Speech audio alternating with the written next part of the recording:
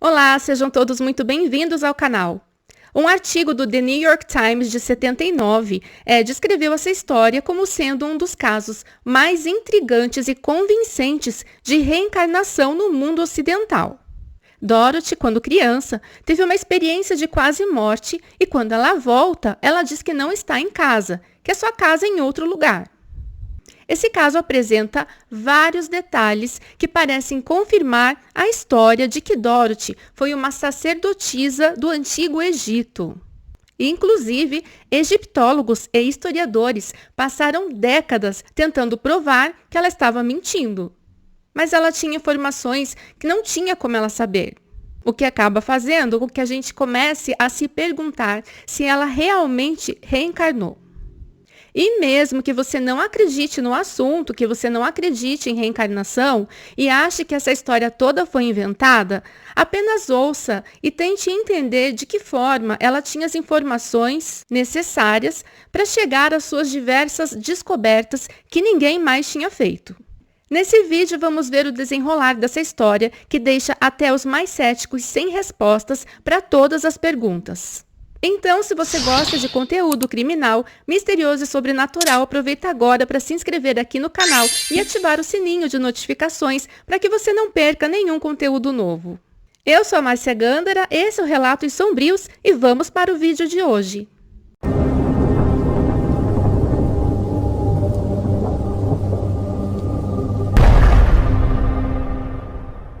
Dorothy Louise Eddy nasceu em 1904 em uma família de classe média-baixa em Londres. Ela era filha única e muito amada por seus pais. Acontece que, infelizmente, quando ela tinha 3 aninhos de idade, ela caiu de um lance de escadas em sua casa e ficou inconsciente. Seus pais chamaram imediatamente um médico que chegou lá e disse que a menina estava sem vida. Enquanto os pais conversavam com o médico, cerca de 1 hora depois, a Dorothy se levantou normalmente e foi para o quarto brincar em cima de sua cama. Os pais foram até ela com o médico e ninguém entendeu nada. Na verdade, os pais ficaram furiosos com o médico por declarar que ela tinha falecido, porque, como assim? Ela estava morta se dali a pouco ela estava normal. É claro que eles acharam que o médico era um péssimo profissional. Mas o médico continuou insistindo e afirmando que ela realmente estava morta logo após o acidente. Esse fato se assemelha muito com uma experiência de quase morte. E quando ela volta, quando ela acorda, ela acha que aquela não é a sua casa e que sua casa fica em outro lugar. E agora as coisas vão começar a ficar mais sinistras ainda, porque a Dorothy ela passa a falar com um sotaque desconhecido que os pais não conheciam e que ela não tinha. Médicos e estudiosos passaram a dizer que ela estava tendo a síndrome do sotaque estrangeiro, que é bastante comum em pessoas que têm ferimentos graves na cabeça. Basicamente, essa síndrome altera a fala e quem não tem esse conhecimento costuma achar que é um sotaque estrangeiro. Ela também passa a ter sonhos sobre o lugar que dizia morar. Ela descreve um jardim e um prédio enorme com pilares gigantescos e que ela se via naquele jardim que tanto amava, tudo com detalhes sobre as flores, as árvores e os amigos que estavam lá. E era simplesmente para ela assim, um lugar inacreditável, como um oásis perto daquele tipo de prédio, mas ela não sabia onde ficava. Como ela só tinha 3 ou 4 anos, então ela não tinha muito como articular e explicar direito o que era aquilo, mas ela estava encantada com o lugar que sonhava e ela falava sobre ele sem parar.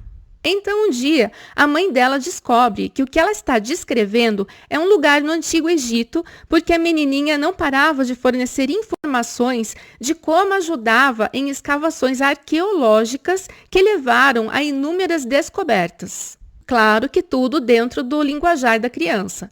A mãe notou que logo antes dela dormir, já em sua cama ou ao acordar, que a filha chorava porque ela queria realmente estar lá, que era onde ficava a sua casa.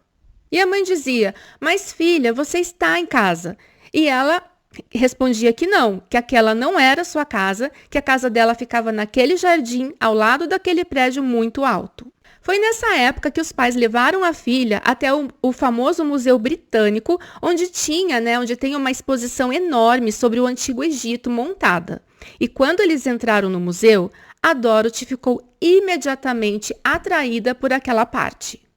Conforme ela se aproximava, ela ia vendo as estátuas dos faraós e fotos das pirâmides, e então ela correu para perto daquela exposição, saindo de perto de seus pais, e quando ela chega perto das diferentes estátuas dos faraós e da esfinge, e de todas aquelas coisas diferentes do Antigo Egito, ela beija os pés das estátuas e começa a chorar histericamente e a gritar dizendo: "Eu estou em casa, estou com o meu povo." Agora pensem como foi difícil tirar a Dorothy de lá, porque ela queria ficar naquela parte do museu e não queria voltar para casa de jeito nenhum. Até que os pais acabaram conseguindo acalmar a garotinha, eles voltam para casa, mas a partir daí a Dorothy fica mais obcecada ainda com o Antigo Egito e começa a ter problemas quando vai para a escola dominical. A família dela era católica muito devota, mas a menina ela passa a comparar o catolicismo com antigas religiões egípcias até que ela é expulsa da escola dominical porque ela estava se negando a cantar os hinos que, de alguma forma, menosprezavam os antigos egípcios. Ela também não podia mais ir às missas aos domingos, basicamente pelos mesmos motivos. Aos 6 anos, Dorothy, que já sabia ler e escrever em inglês, ela começa a se interessar pelos hieróglifos egípcios, que são aquele tipo de escrita muito antiga. Ela diz que os hieróglifos são muito familiares, mas que ela não estava conseguindo se lembrar de como ler aquilo tudo. Aos 7 anos, enquanto ela olhava um livro da escola, ela viu uma foto do templo do faraó chamado Sete I, que fica em Abidos, no Egito, já com muitas coisas arruinadas pelo tempo e ao lado do que parecia ter sido um jardim, quando diz: "Essa é a minha casa, é de lá que eu sou." E à medida que ela vai olhando aquela foto, com coisas quebradas e arruinadas, ela diz: "Aqui é o jardim, mas onde estão as árvores? Onde está tudo? Por que o lugar está assim?" Ela não entendia que aquela foto era de um lugar de milhares de anos atrás. No mesmo livro tem a foto de um faraó, cujo templo tem o nome dele, que é o Sete I. E, quando ela viu a múmia dele, ela ficou impressionada com a preservação, porque ela disse que tinha conhecido ele pessoalmente quando ela tinha 10 anos. Bom, o caso dela foi chamando a atenção das pessoas e, de alguma forma, a Dorothy foi meio que descoberta por um egiptólogo de renome mundial chamado Wallis Budge, que se ofereceu ensinar a já adolescente a ler e escrever hieróglifos. E Dorothy aprendeu quase que instantaneamente a partir dos 14 anos. Ela ainda afirmou que, ao completar 14 anos nessa vida como inglesa, que o espírito do faraó a visitou em forma de múmia e ela só voltou a vê-lo somente mais tarde, quando foi morar no Cairo. Mas dessa vez ele estava com a aparência normal e que ia até a sua casa com mais frequência. Veremos mais sobre isso um pouco mais para frente e, inclusive, tem um fato inusitado a respeito disso. Então, guardem essa informação. Bom, além de continuar tendo aqueles sonhos recorrentes com o templo do Sete I e o jardim bem ao lado, ela começou a ter pesadelos onde em sua vida anterior ela teria sido questionada por um sumo sacerdote que exigia que ela respondesse suas perguntas e quando ela se recusava, ela era machucada. Ela era ferida mesmo. Já aos 27 anos, a Dorothy conhece um egípcio, Abdel-Magib, e se apaixona por ele. Mas claro que ela devia também estar pensando no fato dela poder ter uma residência no Egito, porque assim que eles casaram, eles foram morar lá na capital, a cidade do Cairo. E ao chegarem no Egito, a primeira reação dela foi se emocionar muito e começar a beijar o chão, a chorar e a dizer: "Estou em casa, estou em casa." Bom, o casal teve um único filho e deram o nome dele, adivinhe, de Sete, como o faraó. Acontece que logo que ela se mudou para lá, ela disse ter começado a receber visitas de Hor-Ra, que ela afirmava ser o espírito do Sete I. Ela entrava em um tipo de transe e começava a escrever freneticamente em hieróglifos a noite inteira. E se você estiver gostando dessa história, já deixa seu curtir aqui para não esquecer depois. E dessa forma, eu também saberei que vocês gostam desse tipo de tema para eu trazer outros casos como esse. Bom, o marido dela acordava, via aquela cena e tentava fazer com que ela parasse com aquilo. Mas ele não conseguia, parecia que ela não estava vendo nem ouvindo seu marido, apenas ela continuava escrevendo. Isso foi o próprio marido dela que relatou, tá?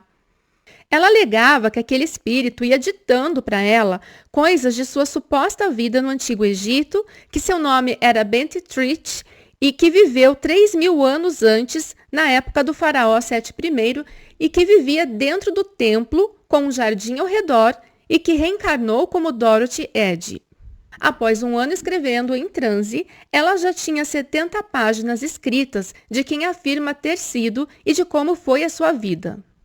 Em sua suposta encarnação passada, o seu pai era um soldado e sua mãe vendia legumes, mas a mãe dela acabou falecendo quando ela tinha 3 aninhos de idade. E o seu pai, sem ter condições de cuidar sozinho dela, ele então a levou até o templo, onde ela foi criada e treinada para ser uma sacerdotisa. Então, Dorothy teria morado lá e estudado quando, aos 12 anos, ela precisou escolher o que fazer da vida. Ou sair se aventurando pelo mundo, ou ser sacerdotisa e permanecer virgem. E ela era realmente muito nova para ter que fazer esse tipo de escolha. Mas ela escolhe fazer os votos de castidade exigidos aos sacerdotes. O problema é que um tempinho depois, ela conhece o faraó Sete I e eles acabam se apaixonando e ela engravida. Quando descobrem que ela está grávida, ela é interrogada pelo sumo sacerdote. Lembram que ela dizia ter sido questionada e, ao não responder as perguntas, que ela era machucada? Então, ela se negou a responder a uma cena que correspondia ao pesadelo que ela tinha na infância. Ela não contou quem a engravidou para não manchar a reputação do faraó e ter um escândalo público, e ela acaba tirando a própria vida. Muito abalado após saber do ocorrido, o Sete I, ele prometeu que jamais iria esquecê-la. Só que aquilo tudo era demais para o marido da Dorothy. Aqueles transes, mais o fato dela querer morar em outra cidade, sendo que o marido precisava se mudar para o Iraque, né, ali ao lado. Então, ele pede o divórcio em 1936. E outro fato relevante que contribuiu para o divórcio, olhem só, foi que seu sogro, que morava com eles, saiu da casa correndo porque disse ter visto um faraó deitado na cama deles. Seria então Sete I que a Dorothy alegava que a visitava? Após o divórcio, ela e seu filho vão morar em uma cidade pequena, bem próxima às pirâmides de Gizé, ao mesmo tempo que ela conhece o arqueólogo egípcio Selim Hassan e passa a ser a primeira mulher a trabalhar no departamento de antiguidades, onde tinha a função de secretária e desenhista. Com isso, a Dorothy passa a ter uma carreira bem longa e bem-sucedida como egiptóloga por quase 20 anos e, nas horas vagas, guia turística. Lembrando que ela nunca estudou para ser egiptóloga. E ela fez uma contribuição tão significativa para o trabalho de Hassan que, após a sua morte, ela foi contratada por Ahmed Fakri durante as suas escavações em Dashur, que é uma necrópole perto de Mênfis, que tinha sido a primeira capital do Egito. E olhem que curioso, necrópole é uma parte de cidades muito antigas onde se enterravam os mortos, tipo um cemitério mesmo. Mas até aqui, ela ainda não tinha pisado em Abidos, que era a cidade que ela disse ter vivido. Ela só vai até lá com seus quase 50 anos de idade por conta de uma transferência de emprego que ela aceitou, mesmo ganhando metade do que ela ganhava, e aqui ela passa a ser chamada de Seti, que significa mãe de Sete, porque era costume nas aldeias egípcias se referir à mãe, né, pelo nome de seu filho mais velho. 2 anos depois, o filho vai morar com o pai. E agora mais um fato bem curioso. Ela já tinha feito curtas peregrinações nesse local, né, em Abidos, antes de se mudar para lá, durante as quais ela demonstrou seu conhecimento avançado.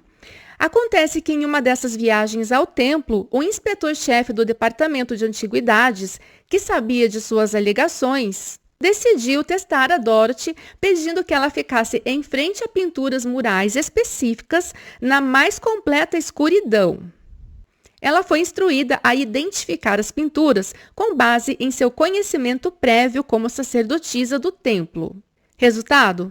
Ela completou a tarefa com sucesso, mesmo que os locais das pinturas ainda não tivessem sido publicados na época. Bom, ela rapidamente montou seu escritório em uma das salas do templo do faraó Sete I, onde passava a maior parte do dia. E olha que bizarro! Gente, ela fez amizade com uma cobra. Isso mesmo, uma cobra de verdade. Ela alimentava a companheira todos os dias, que ficava lá com ela de boa. O que fazia as pessoas acharem aquilo muito estranho e até pensarem se a Dorothy batia bem da cabeça. Mas, por conta de suas enormes contribuições na egiptologia, ela era muito respeitada. Agora vejam que impressionante! De todas as realizações que ela teve, que ela fez, a coisa pela qual ela ficou mais conhecida foi a de que ela foi capaz, assim que chegou ao templo, de identificar com precisão aonde tinha sido o jardim do templo do faraó, aquele que ela sonhou durante a vida toda. Então ela disse: se vocês escavarem aqui, vocês vão encontrar o que sobrou do jardim. E não deu outra. O local foi escavado e lá estavam os vestígios do jardim.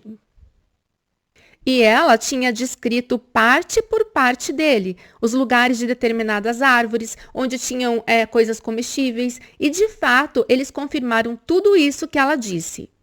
Inclusive, ela também disse onde eles deveriam começar a escavar, que era ao lado norte do templo, onde ela disse ter um túnel que passava por baixo. Era um túnel secreto e claro que eles também escavaram o local e lá estava o túnel, que ninguém até aquele momento tinha conhecimento. E, portanto, ela também não tinha como saber da existência dele. Além disso, ela também mostrou aos pesquisadores onde procurar uma área bem específica, conhecida como Vale dos Reis, por um túmulo que há muito tempo estava esquecido e que ela descreveu quase com exatidão onde havia o tal túmulo.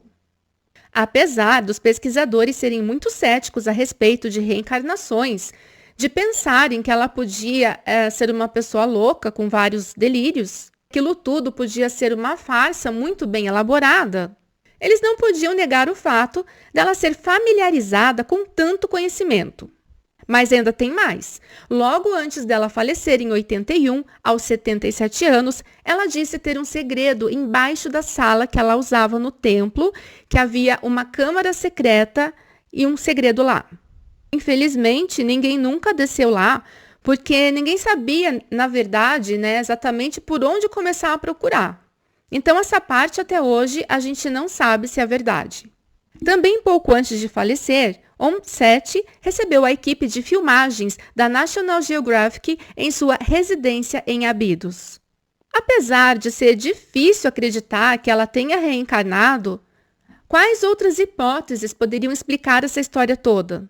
Conta pra mim se você acredita que esse é um caso de reencarnação ou se a história toda parece ser muito fantasiosa, que eu quero muito saber.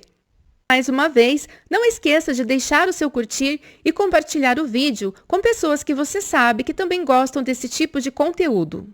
Obrigada quem ficou comigo até o final. Eu vou ficando por aqui, mas eu te espero no próximo vídeo. Um abraço!